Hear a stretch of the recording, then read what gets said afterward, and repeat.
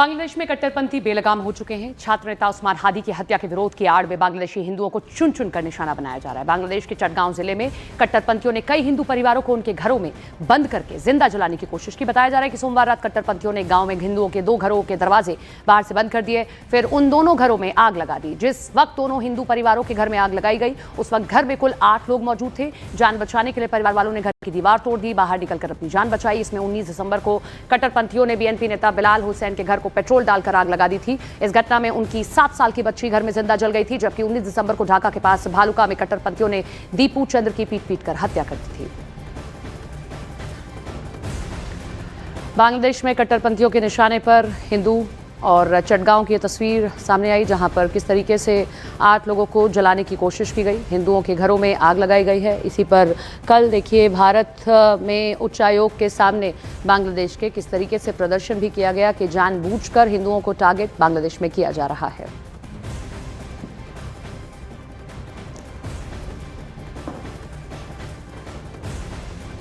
तो देखिए, बांग्लादेश के चटगांव में हिंदू परिवारों पर खौफनाक हमले को लेकर तस्लीमा नसरीन ने सवाल उठाए हैं और सवाल उठाते हुए किस तरीके से निशाना साधा है आपको ये बताएंगे। लेकिन आप बांग्लादेश की स्थिति समझिए। बांग्लादेश में इस वक्त जो तत्कालीन मोहम्मद यूनुस सरकार है वो एक तरीके से नाकामयाब दिखाई दे रही है वहां के अल्पसंख्यकों को बचाने के लिए, और इसको लेकर कई तरीके से आवाज भी बुलंद की जा रही है। यहाँ पे तस्लीमा नसरीन ने इसी को लेकर पोस्ट किया, सवाल उठाए। हिंदुओं के घरों में आग लगाई गई है, 7 साल की मासूमों को जिंदा जला दिया गया है और उसके बावजूद भी अभी तक ठोस कार्रवाई पर सवाल है। हालांकि गिरफ्तारियां जरूर हुई है, लेकिन कार्रवाई आगे क्या की जा रही है ये अभी भी सवाल है। पूरा आपको मामला बता दें कि ये जो हिंसा थी बांग्लादेश में भड़की कहां से। हादी एक युवक नेता जो कि वहां पर प्रदर्शन करने के लिए पहुंचा हुआ था बांग्लादेश के ढाका में, इस वक्त उसको गोली मार दी गई। सिंगापुर में उसकी मौत हो गई, जिसके बाद उसे बांग्लादेश वापस लाया गया और उसके बाद ये जो माहौल है बांग्लादेश में बिगड़ता चला गया और धीरे धीरे हिंदुओं को मारा गया। दीपू चंद्र दास एक हिंदू युवक की वहां पे हत्या की गई। हत्या करने के बाद मॉब लिंचिंग के बाद जिंदा जला दिया गया और इस प्रकार की तस्वीरें लगातार इसके बाद से ही बांग्लादेश से सामने आ रही हैं।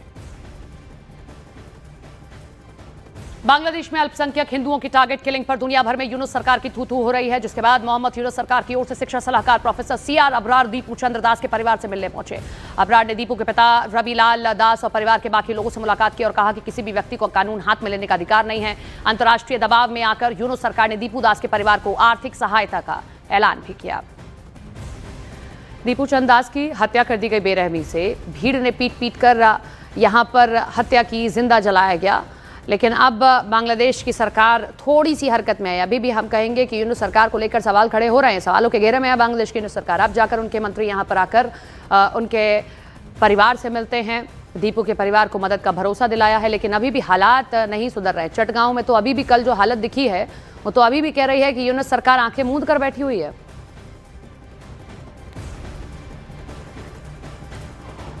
और वहीं भारत में केंद्रीय मंत्री गिरिराज सिंह ने बांग्लादेश में हिंदुओं पर हो रहे अत्याचार को लेकर निशाना साधा है। गिरिराज सिंह ने कहा कि बांग्लादेश भी पाकिस्तान के रास्ते पर चला है। उन्होंने कहा कि बंगाल में कुछ लोग बांग्लादेश की कल्पना कर रहे हैं। अब ऐसे लोगों का सपना कभी भी पूरा नहीं होगा। देखिए, दुर्भाग्यपूर्ण हुआ है और बांग्लादेश पाकिस्तान के रास्ते पर चला है। पूरा दुनिया हतप्रभ है